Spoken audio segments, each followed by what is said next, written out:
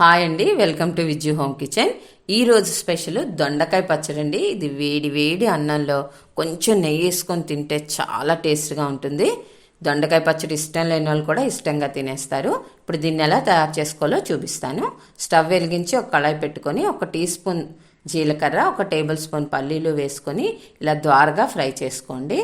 ఇలా ఫ్రై అయ్యాక వీటిని ఒక ప్లేట్లోకి తీసేసుకుందాం. ఇప్పుడు ఇదే కళాయిలో 2 టేబుల్ స్పూన్స్ ఆయిల్ వేసుకుని 1/2 కేజీ దొండకాయలను తీసుకున్నానండి. నేను నీట్గా క్లీన్ చేసి ఒక గుడ్డతో తడి లేకుండా తుడుచుకొని ఇలా చక్రాల్లా కట్ చేసి పెట్టుకున్నాను. ఇప్పుడు ఇవి ఇందులో వేసుకొని ఒక 2 నిమిషాల పాటు ఫ్రై చేసుకోవాలి. ఇప్పుడు ఇందులో ఒక 10-12 పచ్చిమిరపకాయలు ఇలా చివర్లో కట్ చేసి వేసుకోండి. ఇలా వేసుకోవడం వల్ల ఆయిల్లో వేయగానే మగ్గిపోతాయి, అలాగే పేలకుండా ఉంటాయండి. ఫ్రెండ్స్, కొత్తగా ఎవరైనా చూస్తున్నట్లయితే సబ్స్క్రైబ్ చేసుకొని చూడండి, అలాగే లైక్ చేయడం మర్చిపోకండి. ఇప్పుడు ఇందులో ఒక పెద్ద సైజు 1 టమాటా వేసుకున్నాను, అలాగే చిన్న నిమ్మకాయ అంత సైజు చింతపండును కూడా యాడ్ చేసుకోండి. మూత పెట్టేసుకొని మీడియం ఫ్లేమ్లో ఒక 8 నిమిషాలు అంటే 6 నుంచి 8 నిమిషాల వరకు మగ్గించుకోవాలి. ఇప్పుడు మూత తీసి చూద్దాం. చూసారా, దొండకాయ ముక్కలు టమాటా పూర్తిగా మగ్గిపోయినాయి. ఇలా 80% మగ్గాలండి.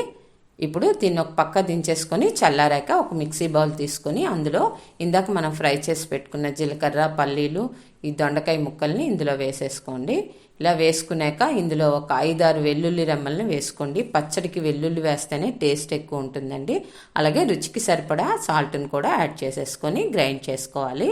ఫ్రెండ్స్, కొత్తగా చూస్తున్న సబ్స్క్రైబ్ చేసుకొని చూడండి. ఫ్రెండ్స్, నాలాంటి చిన్న యూట్యూబర్కి సపోర్ట్ చేయండి. ఇప్పుడు ఈ పచ్చడిని ఒక బౌల్లోకి ట్రాన్స్ఫర్ చేసేసుకుందాం. ఇప్పుడు ఇందులో పోపు వేసుకోవాలండి. మనం పచ్చడికి పోపే టేస్ట్ని ఇస్తుంది.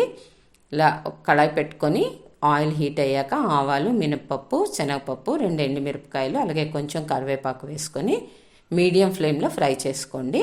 ఇలా ఫ్రై చేసుకున్నాక ఇందులో ఇందాక మనం గ్రైండ్ చేసి పెట్టుకున్న పచ్చడిని ఇందులో యాడ్ చేసేసుకోవాలి. స్టవ్ బంద్ చేసేసుకోండి. ఇప్పుడు స్టవ్ బంద్ చేసేసి మొత్తం అంతా ఒకసారి కలుపుకోండి. ఫ్రెండ్స్, ఎవరైనా సబ్స్క్రైబ్ చేసుకోకపోతే సబ్స్క్రైబ్ చేసుకొని చూడండి. నాలాంటి చిన్న యూట్యూబర్ని సపోర్ట్ చేయండి. ఫ్రెండ్స్, ఇప్పుడు ఈ పచ్చడిని మనం ఒక బౌల్లోకి ట్రాన్స్ఫర్ చేసేసుకుందాం. పచ్చడి అయితే చాలా టేస్ట్గా వచ్చిందండి. మీకు నచ్చినట్లయితే మాత్రం తప్పకుండా ట్రై చేయండి. ఫ్రెండ్స్, ట్రై చేసి ఎలా వచ్చిందో కామెంట్ చేయండి.